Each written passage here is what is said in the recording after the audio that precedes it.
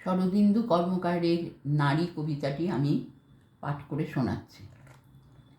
মানুষ কেন বলে মোদের নারীর নিজস্ব নাই কিছু, আমি তো দেখি জগৎ চলে নারীর পিছু পিছু। বাপের ঘরের লক্ষ্মী আমি, স্বামীর ঘরের অন্নপূর্ণা, ছেলের ঘরের জননী আমি ছাড়া সংসার অসম্পূর্ণা।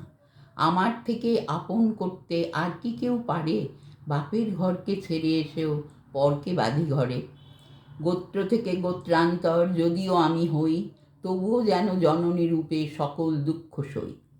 ভারত মাতা সেও নারী, নারী জগদ্ধাত্রী, নারী হলো এ জগতের সবার জন্মদাত্রী।